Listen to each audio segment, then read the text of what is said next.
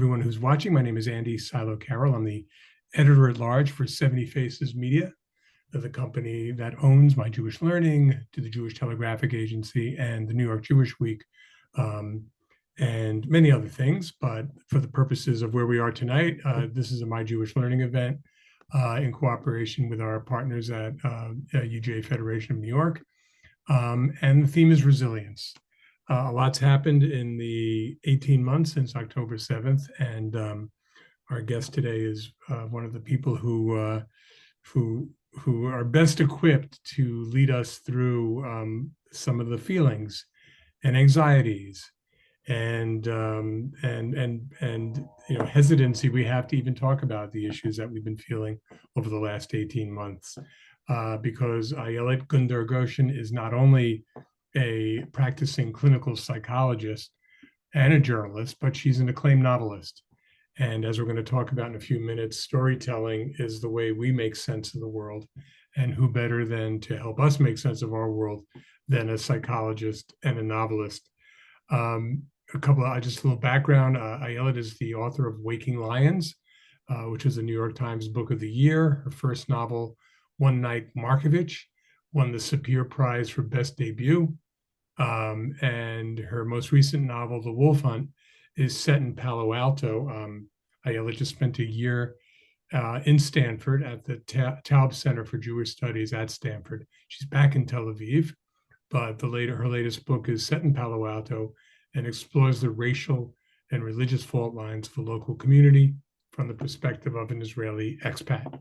No longer an expat, Ayelet's back home, and she's going to talk for a few minutes about what she's learned both as a psychologist and as an artist in this very difficult time. And then we'll chat a bit, and I encourage people to offer their questions as well. We'll get to as many as we can, and you can drop them in the chat, and I'll read them. We won't have an audio portion. So without further ado, I want to welcome Ayelet Gundar-Goshen to our Zoom, and looking forward to hearing from you. So shalom, everyone. It's night here in Israel, and we're an ocean away. But I will say that when Thea approached me and invited me to speak, I was very happy to do so. First of all, because from my own perspective as an Israeli, one of the factors in my own resilience was the fact that right on October 7th, just as everything started here in Israel, I started getting text messages from our friends across the sea, from our friends in America. And this feeling that the sky is falling, we don't know what's going on yet. Everything is in a complete chaos. But at the same time, we already felt hugged in the middle of this chaos. It felt very, very meaningful, as if we were deserted, by our own government, but we were embraced by people from the outside. So I'm always happy to talk with Jewish communities outside of Israel. I will talk today from both perspectives. My perspective as an author, as an Israeli author, and my perspective as a psychologist. And I will start this discussion about trauma and resilience with the fact that I was not aware of until October 7th. October 7th was the first time, to my knowledge, that the state of Israel declared a state of emergency in mental health hospital.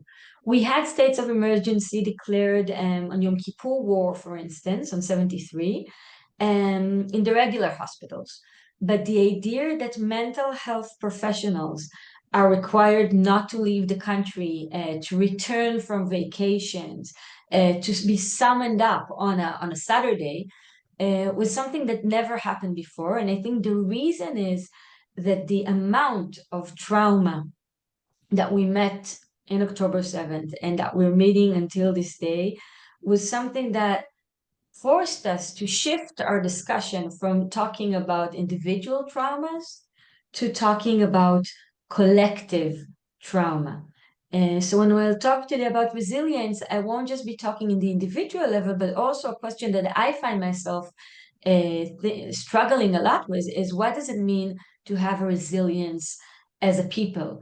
And I do think, we're coming near Passover now, that if there's one thing that the Jewish people are very well trained in as a nation, is this question of resilience. So right after October 7th, the mental health hospital in which I work as a chief psychologist in a mental health clinic, which is part of a mental health hospital. And the mental health hospital opened an emergency center in the city of Eilat. The city of Eilat is where the survivors of the massacre from the kibbutzes, from most of the kibbutzes, were evacuated to Eilat. Survivors from Sderot, from Ofakim were also evacuated to Eilat. So I don't know how many of you been to Eilat, but those of you who have, those 5 stars hotels on the beach, a little bit like Vegas. And then in these 5 stars hotel, you have kibbutznikim, people that left their houses with nothing, some of them barefoot. And when you walk into the hotel, the lobby is full of people. For the first second, it can be confusing, but then you see the faces of the people and you're realizing that this is not a normal situation. You realize that you just walked into like a shiva, a huge shiva, when the entire city is like a shiva. And I think it was even more challenging than that because it wasn't a shiva, right? On October 10th, when the help center was just opening, most of the people didn't know if their loved ones are killed, are missing, were taken to Gaza, will be found later on. This is a situation that we never faced before in Israel in these number and in such extent. Especially because, when you deal with a terror attack, when you deal with a natural disaster, one of the third thing that we say, it's like the protocol, is we introduce ourselves and we're saying, it's okay, it's over, you're safe now. This is how we start the first, it's not even a session, the first aid with a survivor is saying you're safe now.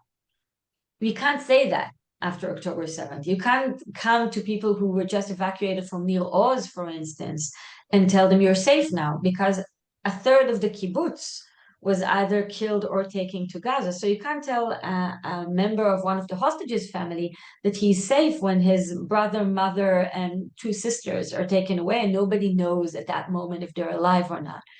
So you can't say you're safe, and you can't give wise advices or information, because as a country we are shocked. We don't have any protocols to deal with that. And one of the first things that we did in the first few days was focused about bearing witness and letting people tell their story in a way which we found to be therapeutic. Now, when I'm talking about therapeutic, I'm not saying that it can help someone recover from such a trauma. We had much more modest goals. Our goals wasn't recovery back then. Our goals were help people get it through the day in one piece so we can try to survive tomorrow in one piece, especially with the family members of the hostages, especially in the first few days. So we would ask people to tell us what happened, and they would say it in present tense. Okay, we're running, we're hiding. And we would ask them very gently to move into past tense. You ran, you were hiding. Because one of the things that we noticed that with people with PTSD is post-traumatic stress disorder, we find them to be trapped in the past, as if the past is reoccurring. These are the flashbacks, the intrusive memories, the inability to differentiate between what's happening now and what happened then. So it was very important for us to help people construct a narrative in which it is clear that what happened then is not happening right now, because otherwise, especially in the first few days, if a balloon would pop, there were balloons being given, balloons to cheer up the kids. If a balloon would pop in the lobby, the entire lobby would go under the sofa, because everyone was sure that this is happening again, that a popping balloon is actually a gun shooting again. So asking people to say it in past tense, as if saying this is the past. We still have the impact in the present, but this is the past. Another thing that we did while asking the survivors to tell their story was try to shift people from what we called poisonous narratives into compassionate narratives. If somebody is saying, I can't believe that they attacked my family and I did nothing. I was hiding in the closet and I didn't do anything. I was sitting in the closet for hours and I'm such a coward. I didn't do anything. When we listen to it, and I'm sure when you're listening to me right now, we already feel this survivor's guilt, which is really like a poisonous arrow that is stuck and can poison the entire body, the entire soul. And one of the things that we tried to do was to take the same facts, but to construct a different narrative. Instead of the narrative of, I was such a coward, I didn't do anything, we would say, it probably took everything you had to be able to keep silence in this moment. So you need a lot of courage not to start screaming at a moment like this. What would your parents want you to do? Would they want you to start screaming or would they want you to keep still? We're trying to look at the same facts and to narrate them rather than as being passive or being helpless, to show those people how brave they actually were, and especially to try to deal with the guilt and the impact of the guilt. And we soon started to see that there are stories that heal us, stories that can help us heal or at least recover, and that there are stories that haunt us, stories that can take the trauma and extend it and make it bigger and bigger, as if the trauma isn't already big enough. I will give an example of a survivor from the Nova Party. This is a few months after October 7th. We opened a therapy group for survivors of the party. And one of the participants, I can share this story because she gave her permission, came and talked about how she'll never dance again.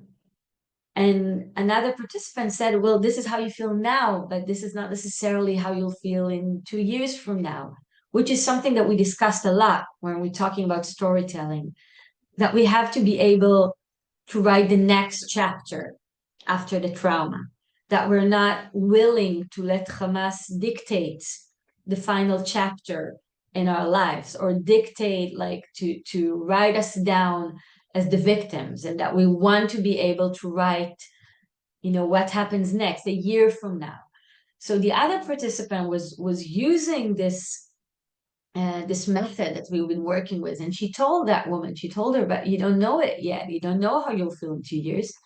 And then the first participant said, I know it for sure because I made a promise that I will never dance again. And we asked why, and she said she convinced one of her closest friends to come with her to the party. Her friend did not want to come to the party. And she was the one telling her, come, it will be fun, it will be an amazing weekend, and we'll dance together. So she persuaded her friend to come to the party.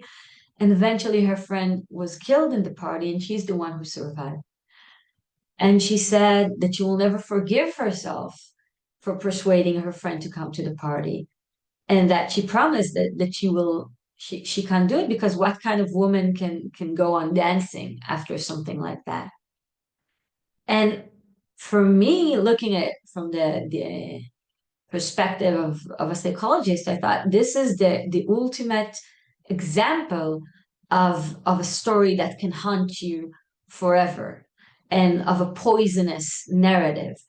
And one of the things that we did was, this specific young woman was to ask, is it the only way to tell this story? Or could we say that instead of never dancing again in the memory of your friend, as if you're dancing, you're betraying her memory, what would have happened if you would cherish her memory through dancing, which is something that you really love doing together? What would happen if in every party from now on, you will go to the DJ and ask him to put the track that you used to dance together, the two of you. You know, these annoying people that come to the DJ and tell him, I want this song, I want that. You'll be this person. You'll ask for this song. You make sure that this song is played in her memory. And because she also casted herself to the role of the bad guy, right? As if she deserves this punishment. Like in a Greek tragedy, she deserves this punishment for persuading her friend to come. But we also wanted to ask about narrating this story because we're asking, are you really the bad guy? Is it because of you that your best friend got killed in the party, or are we missing something about the bad guys here? And through working on this narrative, we try to create a resilience which isn't just saying everything is going to be all right. It's not all right. The girl that was killed in the Nova, and she won't be here again, ever again. Nothing is all right now. At the same time, resilience is trying to find a meaning in what's going on right now in order to be able to keep on going.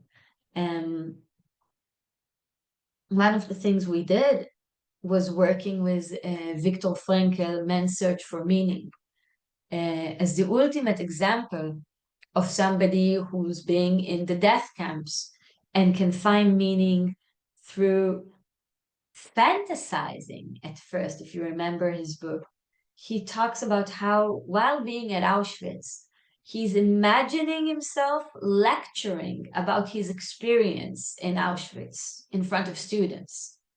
Now, he's imagining this while he doesn't know if he'll ever get to see students again, if a Jew will ever be allowed to teach in a university again, if there will be any Jews again, because he doesn't know back then how the war is going to end.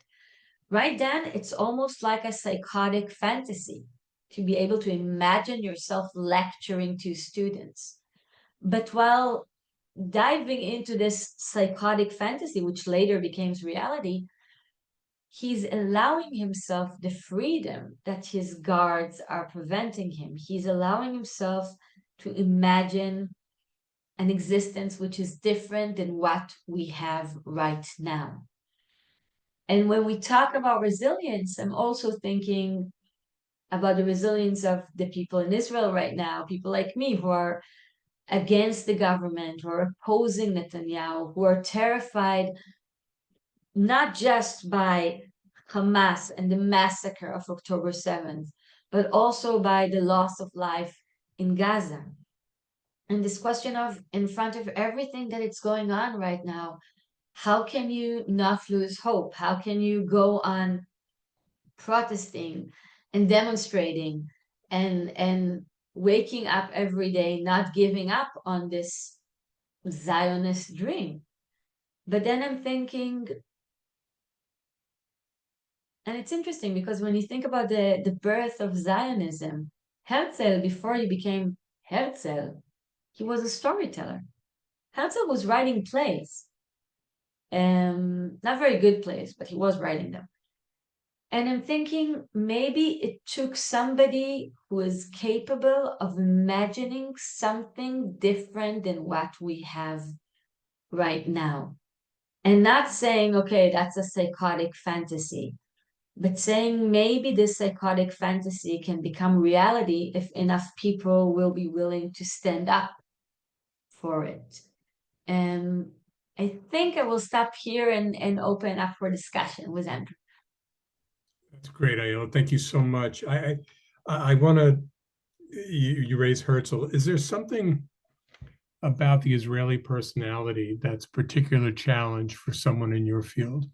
Is the idea that you have to be strong and you have to be callous or otherwise? Is there something in the Sabra personality that brings its own set of challenges to the work that you do? It's an interesting question. Before October 7th, I would say yes, there was a whole generation that wouldn't go to therapy because Israeli macho men don't need therapy. But after October 7th, if I'm thinking about the kibbutzes that I worked with, and the founding fathers generation is a generation that never came to therapy. But after seeing a third of your community being wiped out, it was clear to people that it's needed. Also in the IDF right now, it is very clear that soldiers need this help to process what's going on. So I'm sad to say, but when the trauma is in this amount of trauma, there is no question about the role of mental health uh, right now in Israel. And what other societal effects might that be having? I think at one point you talked about an increase in crime that might be related to mental trauma. How else is it being felt in society? Or 18 months later, there's a sense of normalcy.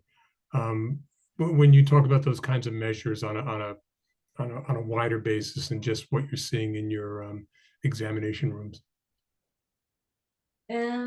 I'll give you two examples. The first is from the first days in the city of Eilat. I went to the shopping mall, and there was this incident with a balloon that popped, and there was a massive panic attack in the shopping mall of people running, crying. A woman fainted, and I had a patient back then who was evacuated from one of the kibbutzes, and he told me later on that day when we met for the intervention, and he said, "I'm so happy I didn't have a gun." This is when Ben Gvir started giving everyone guns. And he said, "I'm so happy I didn't have a gun, because if I had a gun, the moment that balloon popped, I might have shot innocent people just from the panic." And I think for me, this was a very scary moment of realizing what collective trauma is. The idea that a balloon that pops can trigger someone who was evacuated from October 7th. And because the entire country is being traumatic and can lead, and we saw it later, of people getting killed because other people were scared. This is something that you see right now in the Israeli society. At the same time, I'll say something about the what I found to be the power of Israeli mentality. There was the story of Celine, of a mother who went to the Nova party, and she left her baby back home, and she was missing after the party, and the baby was still breastfeeding. And women that did not know the mother came to the house to bring their milk, because they knew that it's a baby and her mother is missing, and they didn't want the baby to stay without mother's milk. And when I heard this story, it's almost like a biblical story. And the mother was found dead later on. But I think the idea that so many people opened their houses, brought their own milk, did everything in their power, was very meaningful for us as a society. Because October 7th is about feeling betrayed, not just by the Palestinian neighbors. It's also about feeling betrayed by your own government. And well, you feel betrayed by some, the idea that there are others who are willing to go so far in order to take care of you is very, very meaningful. I also want to ask, you talked about collective guilt. We know the numbers. We know the 1,200 people who were killed and the hundreds of hostages. Do other Israelis have a sense of who weren't directly impacted? I know that's hard to say in Israel because everyone knows someone who knows someone. But how much waves of trauma kind of radiate out from the initial event? How deep seated do you think that sense of collective trauma is in Israeli society? I'll say something about Israeli society, which I also feel is a warning to every society who has social networks and live media right now. The extent of trauma that we've seen on October 7th is a direct result of the fact that when something bad happens today, I worked as a news editor, and after the tsunami, I remember getting to Yediot Achronot, to the news building, and being exposed to very difficult photos, which were clear that we're never going to publish because we're not going to expose people to this kind of footage. On October 7th, people were exposed to footage that will haunt them forever if they're not psychopaths. And they were exposed to it right on that day because, you know, in Israel, as you said, everybody knows somebody. So the first thing everyone did on October 7th was to log on to social media because we didn't know what's happening from the news. We learned it from videos. And some of the people, especially people from the kibbutzes who weren't home that day and they wanted to check on their families, logged into Hamas media channels in order to find out what's going on. And so they saw live streaming of terrible things. And here, just like in Chernobyl, that if you walk into a place, the radioactivity will click on you and you will see the impact months later. The radioactivity of trauma, of being directly exposed to trauma, was something that, you know, on 9/11, people watched it in the news, but from afar. To watch it being live streamed to you from the Hamas GoPro camera, and 9/11 was a huge trauma, but now you have it also, you zoom in on it and you watch it again and again and again. And people unintentionally, because they thought I need to know. They thought if I know, I gain control. But this is a cognitive mistake. You don't gain a sense of control by watching those videos. What you gain is being under huge risk of developing symptoms. I mean, we saw people with symptoms of PTSD, of post-trauma, that were not in the event. Usually you have to be in the event to be categorized with post-trauma. They could be at the Golan Heights, not in the southern border, but in the northern border. But if you watch those videos, then you will have the intrusive memories, you will have the flashbacks, you will have the nightmares. So one of the things when I was teaching at Stanford, and I told my American students, I told them, you think that the first thing that you have to do if you hear that there's an earthquake is to log on to social media. That's the last thing you want to do. If you want to keep functioning, read, but don't watch. And I think these are things that we didn't know back then. We're practicing, I think, as a nation right now, because the urge to watch it's almost an instinct. But you know, if you think about the wife of Lot and how she's watching and it turns her into a statue of salt, um, it's very dangerous.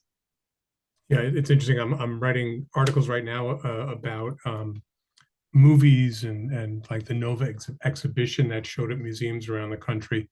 I think people in this country want to confront it specifically so they can understand it and empathize. And in some ways, I guess that's a good impulse, but you're saying also that can be a traumatic impulse to want to see these images, to want to really understand what their brothers and sisters went through. Wow, Andrew, that's such an interesting question because I'm thinking that maybe there's a difference between our communities. I was going to ask you about that. Because I think for Israelis, what I'm telling them is Hamas wants you to watch those videos. That's what I tell my patients. They want you to watch those videos because they want you not to sleep at night and feel haunted and be afraid to sleep in your own house. And, you know, because the purpose of a terror attack is not just to kill as many people as possible. It's also to kill the souls, you know, to affect as many, to create terror, a state of terror. So this is what I tell everyone in Israel. I think in America, perhaps it's a different discussion because you have people in America who are claiming that the sex crimes in the Nova didn't exist. And this is the most documented massacres, to my knowledge. At the same time, there are people who are saying that Israelis made that up. So I can completely understand why is it that for American Jews, uh, the need to bear witness, the need to say, I've seen this and it did happen, comes out not from voyeurism, but really from solidarity. I think what I would ask is, are you sure this is the best way to show your solidarity? Um, are you sure this is the best way to bear witness? Are you sure that for your own soul this is not too radioactive? Maybe there are other ways of bearing witness which wouldn't traumatize you as well. Because I mean, we need you right now to hold your resilience. It's clearly this part of the discussion is striking a chord. There are a number of comments, and people are asked, they're intrigued by this notion that, seeing can be worse than reading. Someone asks, what about listening? Listening to podcasts, listening to actualities on the news. But I guess in your own personal practice, there's you like you said, you advise people that think about how you want to consume this news, and some ways are better than the other. Yes, I think listening to the recordings can be very, very difficult. I had a patient, it was very important for him that I will listen to some of the recordings from the Nova, because he felt as if I cannot fully understand him if I don't hear it. And I think sometimes people have this need to show you, um, and to feel understood and to feel that you are willing to bear witness once again, because people felt abandoned and forsaken, and they need to know that now you're there. Um, but I just wonder, and I just saw somebody wrote in the chat, and I agreed. I think the fact that so many people denied that it happened made people have the urge to see it and to say, yeah, I watched it with my own eyes and it did happen. I think it fits to some, but it can, I mean, we screened, I was hosting Sheryl Sandberg at Stanford, and we screened Screams Before Silence, the film that she did about the Nova Festival and the sex crimes on the Nova Festival. And when I invited my students to come to this event, I told them that I don't think that they don't have to, that anyone who's been through a sexual abuse herself should think twice before watching it. And I also told them that I don't think that, as I told you, that I don't think that this is the only way to show your solidarity. In general, I think in my generation, people sometimes confuse between activism and between watching and feeling shocked. Feeling shocked is not activism. So sometimes if somebody wants to feel that he's being showing solidarity and supporting, I can say there are other ways to support, which are not watching a video or reading something or writing about something. Like if you want to be active, you can volunteer. You can do something in the world, um, and not just, and I'm saying it as a novelist, but I think this is why I go on protesting, because I feel that my way of trying to change something is not just from this talking about it, but I feel we have to be in the streets. So I know Israel's a very diverse country. You have religious, you have secular, you have traditional, who fall somewhere in between. Can you talk a little about the role of religion in some of your work? I know big part of religion is storytelling. A big part of religion is reliving um, past traumas, or at least remembering them year after year. And come Pesach, we're going to remember the Exodus and the oppression of the Jewish people. Come Tisha B'Av, we remember the destruction of the temple and other historical calamities.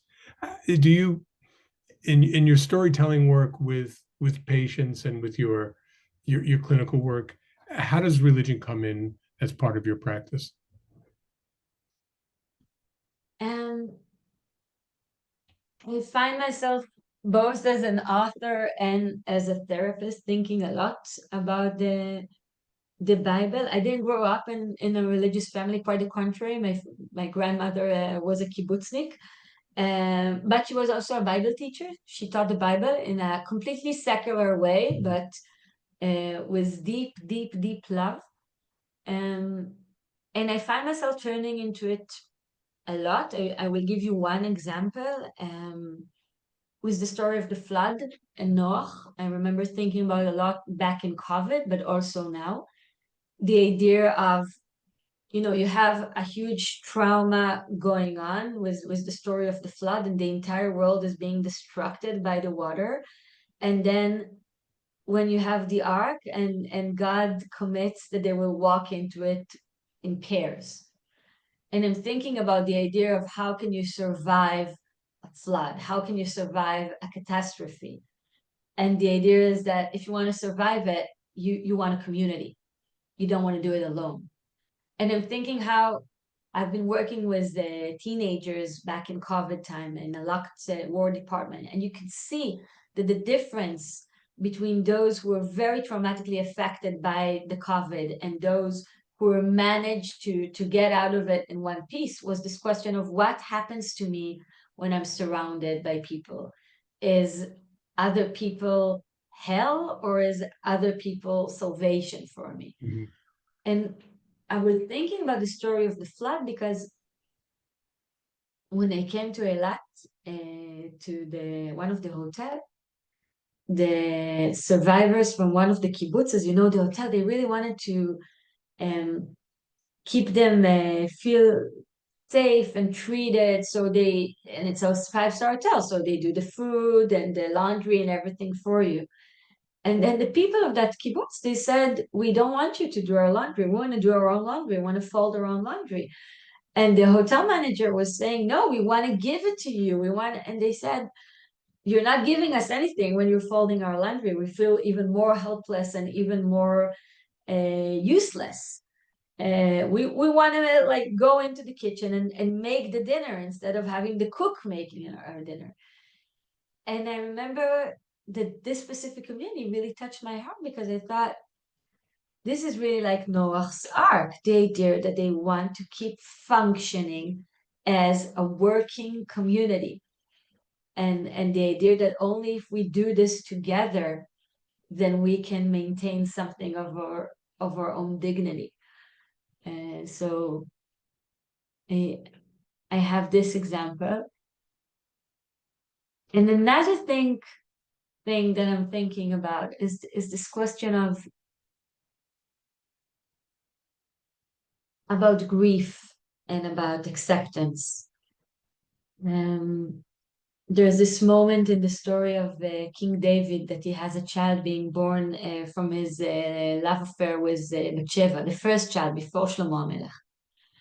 And God said that this child cannot live because this is a child of like a wrong relationship. And he's sick, and David is praying and praying and praying. He doesn't eat, he doesn't drink, he doesn't do anything. And then they come to tell him that the child has died. And then he stands up and he starts eating and drinking, and everyone is looking at him in shock. And they're saying, "We just told you that he's dead, and you're like going back to live." And David is saying, "I cannot bring him to me anymore. I was praying as long as I was hoping that I can bring him to me, to the kingdom of the living. But right now, the only thing I can do is to go to him, to the kingdom of the dead."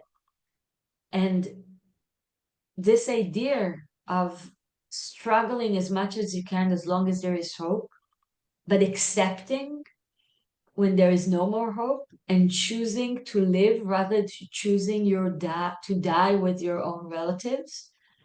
I think this is a terrible decision that so many people in Israel are facing right now. Like with the patient I told you from the Nova, this question of what is my commitment to the dead? Is my commitment to go there to get them wisdom, and this is my way to show the solidarity? Or is my commitment to stay alive, to tell their story, and to stay alive and to tell my story? I'm thinking about survivor's guilt. How many people in Israel right now, after seeing Girden Bibs, after seeing this family being wiped out, how many of us feel that we're entitled to enjoy our own kids, and the idea of saying, yes, we are. We're entitled to enjoy our own children. And we're entitled to be happy. I'm thinking about Purim this year. Usually Purim, I don't know how many of you have been in Tel Aviv, but Purim is such a big party in Tel Aviv. And this year it was asking how dissociative can you be in order to dance in Tel Aviv when we have this hostages still there, and with what's going on in Gaza. And you're asking, is this resilience to dance, to say, yes, we dance after all because we embrace life. And if people embrace life more, then maybe wars wouldn't occur. So yes, it's resilience to dance. Or is dancing almost unethical at this moment of time? And it's a struggle. And I think it's a struggle also for American Jews and Jews living in diaspora. And you hear this a lot. We talked about it a little before the program began, where people are struggling. They feel guilty. They feel angry at the government, and then I think of the word I keep hearing is permission. I think people want permission to feel what they feel, but they also feel a little guilty that they're not directly part of this. They're separated by an oceans or two, and they're separated by experience. And I wonder, maybe at the time you were in California or since, when you think about the feelings of people who live outside of Israel, and what do they owe Israelis, and what do Israelis want from both Jews and non-Jews living abroad. And I will say that for one of my patients that I was texting with, a survivor of the Nova Festival, the idea that people in Stanford stopped their daily routine, went and sat and watched this film, this documentary about the Nova, and was very, very meaningful for him, because he was so shocked by the fact that people don't believe that it happened, and his feeling that life just go on as if it never happened. Uh, so I know for him, just the fact that people care, that people acknowledge that people are, as I said, willing to bear witness. I remember the first time I saw you say expedition, a mission. How do you call it when Americans come to Mission. volunteer? Yeah, A call it a mission. mission? I remember the first time I saw a mission here in Tel Aviv. I was invited to give a talk just before they went, and I gave talks before. It was never emotional for me, but this time I went there and I thought Tel Aviv is completely empty. All the hotels are, the restaurants are empty, everything is empty. Economy is shaken by this. Nobody wants to come here. And these people just took a 15 hours flight. It was a group from the Bay Area. They just took a 15 hours flight to come and pick up lettuce in the field. And it truly had an impact on me. I remember coming in very emotional because everyone else just went away and these people are coming in right now. So in the most personal level, for me it was very meaningful. I'll tell you a story. My name is Ayelet. I'm named after my uncle was killed in the 73 war, in Yom Kippur War. And on Yom Kippur, my family was hosting, I wasn't born back then, they were hosting American friends, Zionist American friends that came for the high holidays in Israel. And 24 hours after the war started, they were on a plane to Frankfurt, which is ironic that the only planes that there were leaving to Germany. And my mother told me this story many times about how when they left, she felt that this is the difference, that when something bad happens, everyone leaves. And I'm happy to say that I had the opposite experience this time. I felt that when something bad happens, people come. At the same time, I think the challenge right now, and this is a challenge that luckily I don't have to face, you have to face as diaspora Jews, is what does it mean to be a good friend of Israel right now?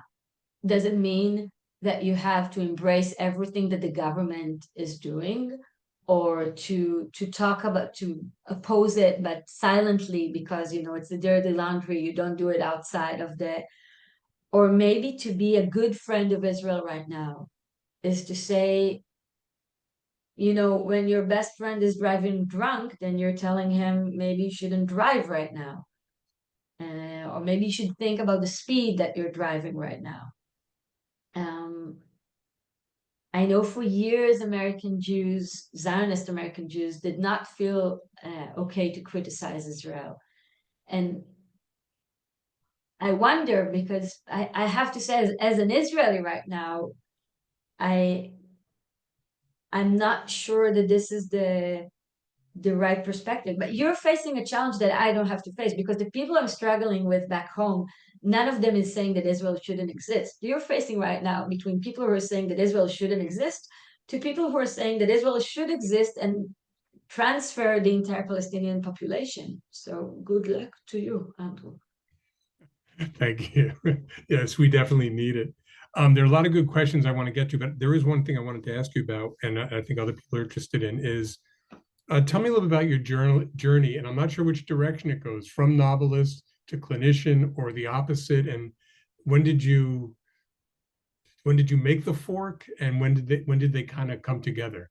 So maybe a little bit about your background and how you are successful in two fields. Um, I think they came to, I mean, I was writing from a very, very young age, but what actually initiated my first novel was, in a way, the clinical perspective, because I heard this crazy true story about a man that was sent. So this is a pre-mandatory Palestine. So this is Israel under the British mandate. And this is an Israeli man that was sent to Nazi Europe to marry a woman, a Jewish woman that he never met. And he was sent there to marry her, get her into Israel because the British would allow her in if she was married. And then he was supposed to divorce her. This was a fictive marriage. It was a group of Jewish men that left Israel to Nazi Europe to marry women, get them into Israel, divorce them, v'shalom al Israel, just as a way to rescue them out of Europe. And then I heard this true story of this one guy who went all the way to Europe to rescue a woman. And then when they got to Israel, he refused to divorce her. So he refused to give her the get. And back then she was forced to stay married to him because of the power of, halacha. And when I heard the story, I thought, what a monster. But then I thought, I just started my practice as a clinical psychologist. That was in my first year. And I thought, wait a minute, if he came to your clinic, you couldn't just say, what a monster, right? You couldn't kick him out and say, you're a terrible person, get out of here. You'd had to try and understand him. So, and this was what initiated my first novel, One Night Markovitch. It's a story about this guy, Markovitch, that marries a woman to save her and then falls obsessively in love with her and refuses to let her go. So what initiated my first novel was this question that I love the most in psychology, this question of why? Why is it that people do what they do? And instead of automatically judging people and saying, no, he's a monster, is saying, but maybe he's not a monster. Maybe this could be me under some other circumstances. And I feel that this questions of what is it that turns us to be who we are is the basic question for psychotherapy, and it's the basic question for literature. So for me, they truly walk hand in hand. The idea of looking at people, and instead of just judging them, asking, but why? What happened? You've written when you say why do people do what they do, you've written a lot recently or since October 7th about empathy. And I think you're concerned that there has been a lack of empathy. So let me ask how that, from a clinical perspective, how important is it to understand, in this case, your antagonists or other people who are going through stuff or other people who aren't processing it as well? So when you talk about kind of an empathy gap since October 7th, what are you talking about, and how do we address that? I think that's our biggest challenge as a nation. Um, to be able inside our own pain to acknowledge the pain of the other side, to acknowledge the fact that acknowledging the pain on the other side does not at all delete or minimize or justify our own pain. But I also feel that this is our task inside our country, not just outside the borders. I'm thinking on the judicial overhaul, and there was this protest that we've been through, and there was a driver, a supporter of Bibi, who tried to run over the protest. And I was there with my boy who was 6 back then. And this guy just tried to run us over. So I said a word that you usually don't say next to a 6-year-old. And my child was so shocked by the way I talked. But he also said, but this man in the car, what's going on in his head? He asked me, like, what does he think about it?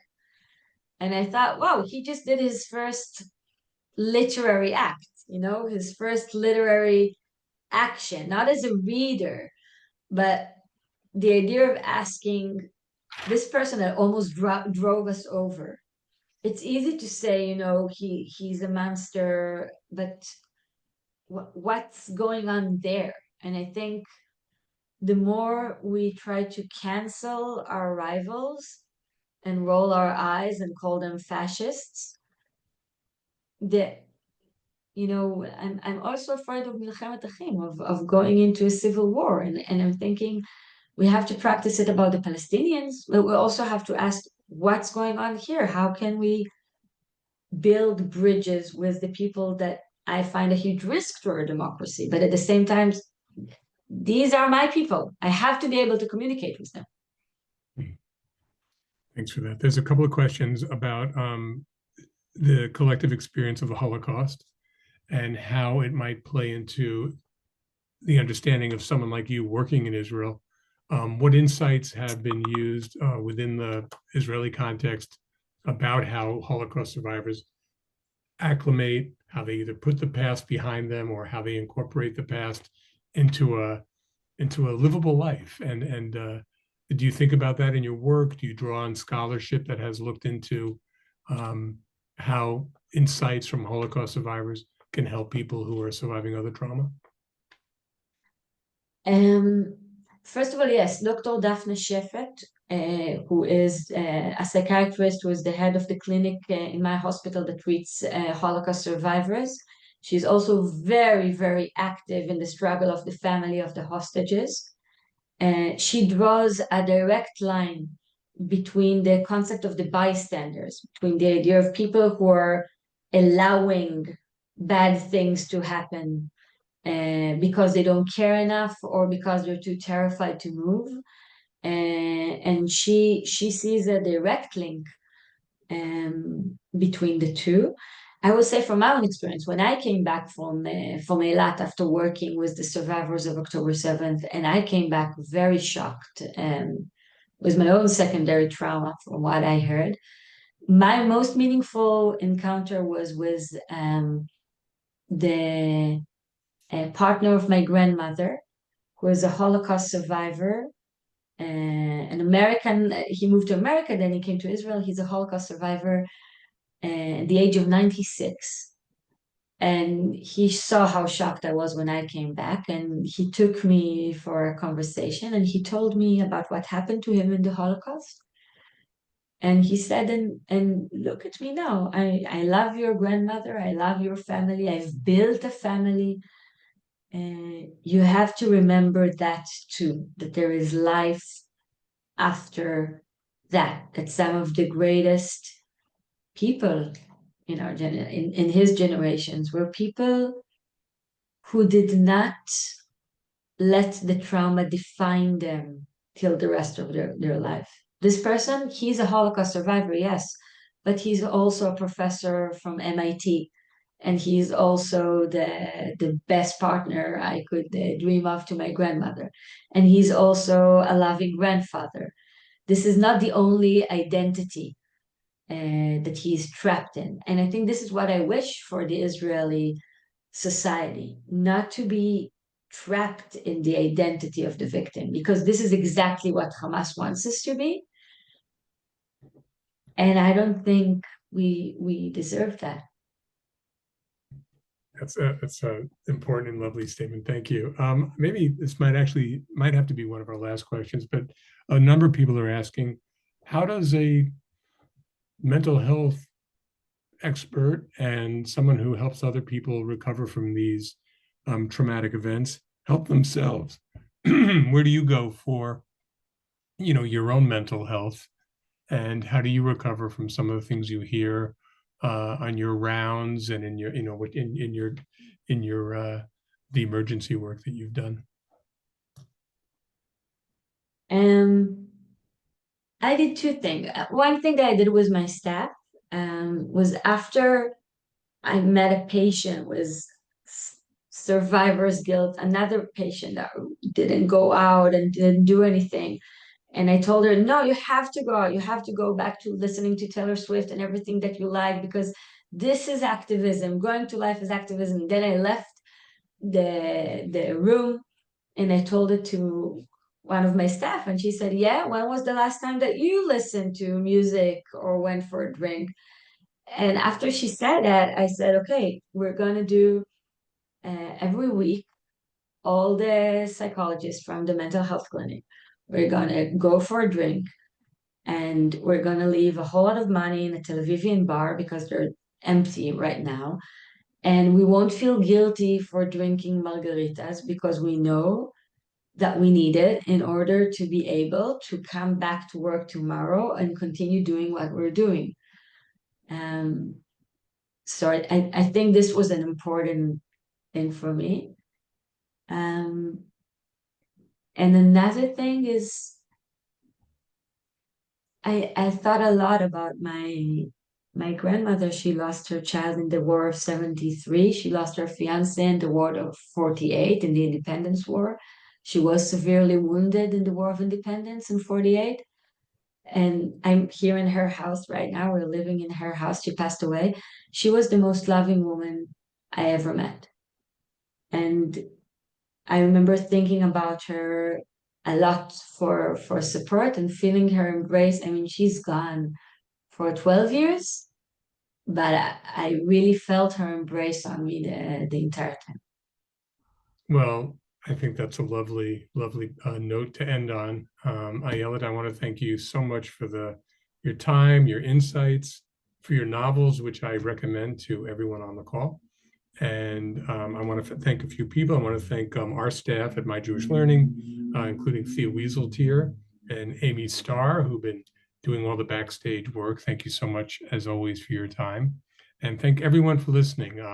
This series will continue, but I don't know if there will be another one as insightful and impactful as this one. Ayelet, thanks so much.